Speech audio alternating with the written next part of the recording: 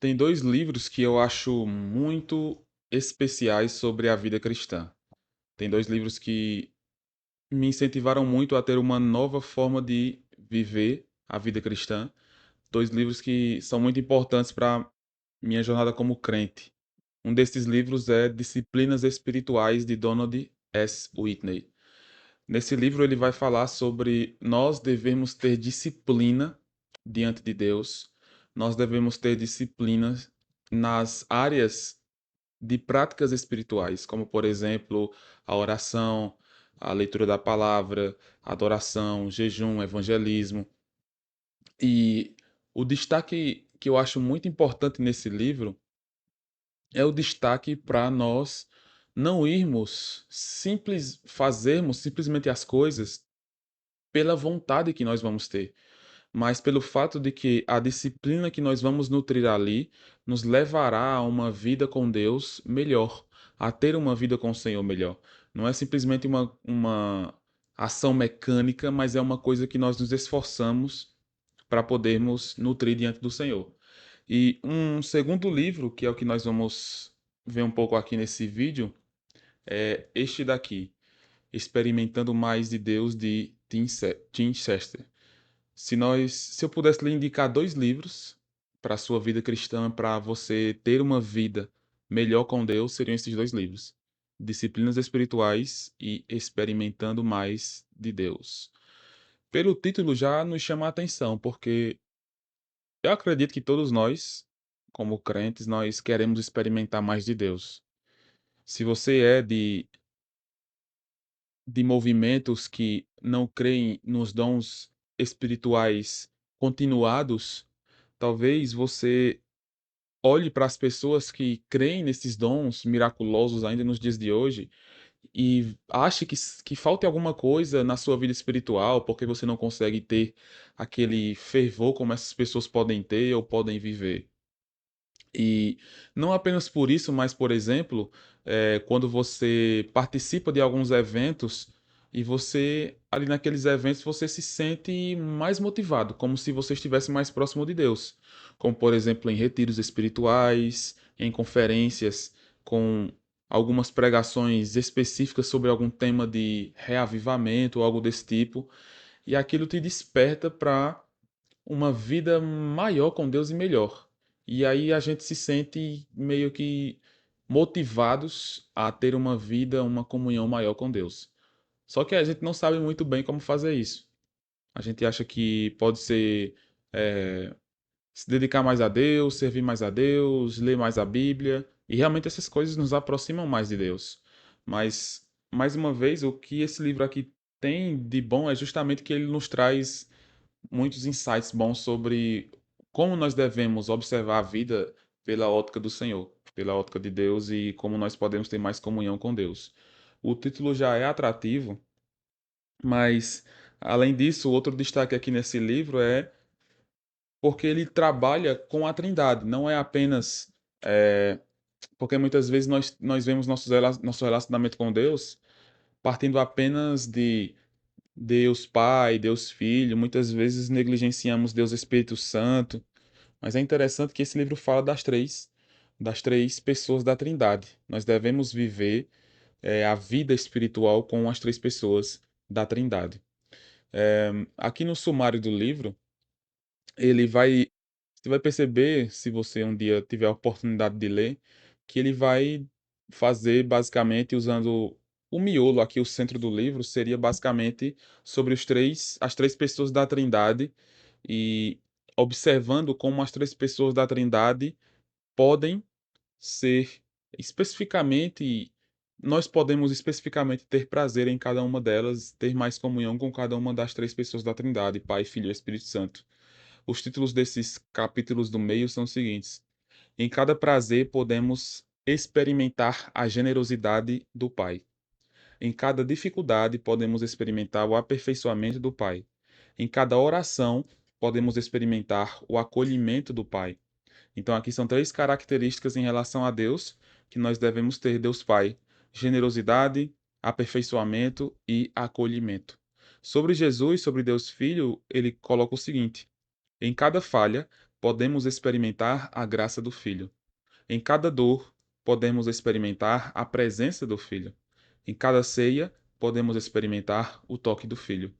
Sobre Deus Espírito Santo, ele diz: em cada tentação, podemos experimentar a vida do Espírito. Em cada gemido, podemos desfrutar a esperança do Espírito. Em cada palavra, podemos experimentar a voz do Espírito. Vida, esperança e voz do Espírito Santo. E é impressionante como a gente pode, como a gente perde, né, na verdade, a visão das coisas espirituais de fato.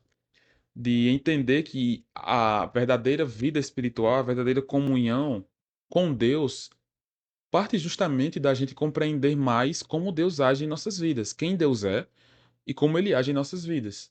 A gente perde muito disso porque nós estamos muito preocupados com as ações que nós devemos tomar, com a forma como nós devemos servir e esquecemos da forma como Deus age em nós, de quem Deus é e da forma como ele age em nós. No capítulo 1 do livro, que o capítulo 1 se chama Mais, ou seja, experimentarmos mais de Deus, ele vai colocar que nós devemos aqui ter dois princípios chave que esse livro é governado. O primeiro é: Deus é conhecido por meio das três pessoas, de modo que nós nos relacionamos com o Pai, o Filho e o Espírito. Isso aqui já é de extrema importância para nós. Entender que o nosso relacionamento é com o Deus Trino. Não é apenas com o Filho, não é apenas com Deus Pai, não é apenas com Deus Espírito Santo, mas é com Deus Trino. E isso aqui já expande a nossa mente e a nossa fé para termos uma visão mais completa da Trindade, mais completa de quem Deus é. Não apenas observar a Deus de uma maneira mais pegando uma pessoa da Trindade, mas entender ele como ele é, Trino, um Deus Trino. E o segundo princípio que rege o livro é: a nossa união com Deus em Cristo é a base para a nossa comunhão com Deus na experiência. O que esse segundo princípio nos mostra, nos alerta? Porque facilmente a gente esquece que nós somos unidos com Cristo. A gente vê muito essa expressão união com Cristo em Romanos. Em Romanos, o apóstolo Paulo ele fala bastante sobre como nós somos unidos com o Senhor Jesus. Nós somos, como é descrito em Romanos 6, nós somos mortos juntamente com Cristo e nós ressuscitamos juntamente com Cristo para uma novidade de vida. Essa é a base também da nossa santidade, essa união que nós temos com Jesus. Então, primeiramente, é ter esses dois princípios em mente. Primeiro, eu tenho que ter em mente que Deus, ele é trino. Então, eu tenho que me relacionar com o Deus trino. Não há essa ideia de que, porque muitas vezes a Bíblia enfatiza ali nas suas palavras uma das pessoas da Trindade que eu devo me relacionar apenas com uma dessas pessoas da Trindade. Não. Nós devemos nos relacionar com as três pessoas da Trindade.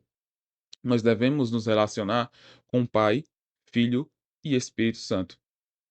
E você já deve ter visto esse símbolo aqui, muito comum sobre a Trindade.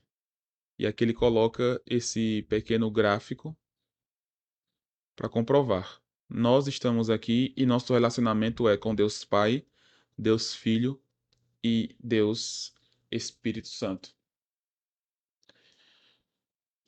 Quebra muito dos nossos tabus, né? E nos ajuda a crescer espiritualmente. Porque pensamos em Deus ou como um ou como outro. Às vezes, por nossa cultura brasileira ser muito cheia de imagens de Jesus, nós podemos pensar mais em Jesus Cristo. Ou, por causa de algumas ênfases da Bíblia, pensar mais no Deus Pai. Mas é lembrar que nós nos relacionamos e devemos nos relacionar com o Deus Trino: Pai, Filho e Espírito Santo.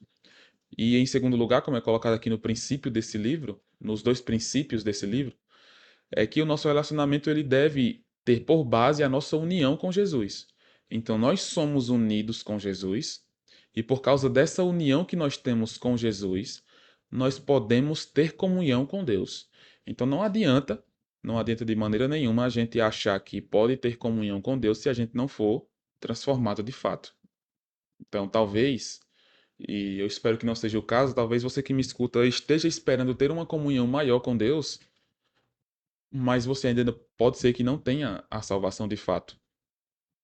Pode ser que você não tenha experimentado a união com Jesus ainda. Então, o primeiro passo, os dois primeiros princípios nos alertam para isso. Perceber a Deus como o Deus Trino e entender que eu só posso realmente experimentar mais de Deus se eu estiver unido com Jesus. E a união com Jesus só é possível pela fé em Jesus, pela fé no seu sacrifício que nos transforma, que nos dá uma nova vida. O Deus Filho encarnado morreu em nosso lugar para que nós possamos ter vida no lugar da morte que nós tínhamos anteriormente. Então, estávamos caminhando para o inferno, mas pela graça de Deus, pelo sacrifício de Jesus, nós agora temos vida. Nós agora podemos dizer que nós somos novas criaturas, como é descrito em 2 Coríntios capítulo 5, versículo 17. Então, união com Cristo é a base da nossa comunhão com Deus. Pela união com o Senhor Jesus, pelo seu sacrifício remidor que nos dá a vida, que rasga o véu da nossa separação com Deus, nós somos reconciliados com Deus. É o que é dito pelo apóstolo Paulo. E agora nós participamos do ministério da reconciliação. Podemos levar outras pessoas a ter um relacionamento com Deus. Então, se nós quisermos de fato ter um relacionamento com Deus, é preciso isso. Apenas aqui por alto, só mencionei aqui algumas coisas desse livro, extremamente importante para as nossas vidas cristãs. Eu acredito que eu voltarei a falar aqui nesse canal sobre esse livro, expondo mais sobre ele, mais sobre os tópicos. Eu anotei os tópicos principais aqui que eu achei desse livro, para poder relembrar de vez em quando, para poder trazer à mente o que Deus faz.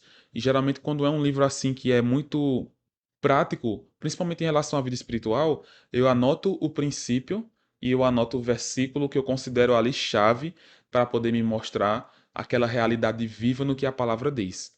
Só tendo como exemplo, eu peguei aqui o princípio sobre Deus Pai, quando ele diz: Deus é generoso por me permitir ter prazeres nessa vida debaixo do sol. E aí eu coloquei, por exemplo, João 3:27, que diz: Respondeu João: O homem não pode receber coisa alguma se do céu não lhe for dada. Então, esse versículo exemplifica, esclarece ou comprova esse princípio. Deus é generoso por me permitir ter prazeres nessa vida debaixo do sol. Deus, pelo mundo ser dele, ele não precisaria me permitir ter prazeres, mas ele mesmo assim permite. E esse versículo, o homem não pode receber coisa alguma se do céu não lhe for dada, dito por João Batista, nos mostra isso. Esse é um mundo paternal. Deus cuida desse mundo. Mesmo que pela situação do pecado nós podemos achar que não, mas Deus cuida dos seus. Deus cuida dos seus filhos. Então, essa é a minha indicação, se você tiver interesse em comprar esse livro, é de extrema importância para as nossas vidas espirituais. Eu acredito que dá uma chacoalhada na gente para a gente compreender, ter uma visão maior da vida espiritual e nos faz compreender mais eh, pontos específicos que nós podemos aplicar. Quando nós entendemos esse mundo é um mundo paternal, porque Deus ele age nesse mundo, porque Deus ele aperfeiçoa os seus filhos. Isso nos ajuda em muitas circunstâncias. Quando a gente passa por algum problema, por alguma decepção, ou por até coisas boas, nós lembraremos de que Deus está cuidando de tudo. Perceba como é altamente aplicável para as nossas vidas espirituais e a gente vai experimentar mais de Deus. Então é isso que a gente pode ter em mente. E futuramente, se Deus permitir, eu vou abordar mais capítulos desse livro, que é muito bom, muito edificante. Foi muito edificante para a minha vida. E se você ler, eu acredito que vai lhe edificar também, vai lhe mostrar muitas coisas da vida espiritual, lhe fazer crescer cada vez mais. Espero que esse vídeo tenha sido útil para a sua vida espiritual, que Deus possa te abençoar, te dar cada vez mais edificação. E até uma próxima.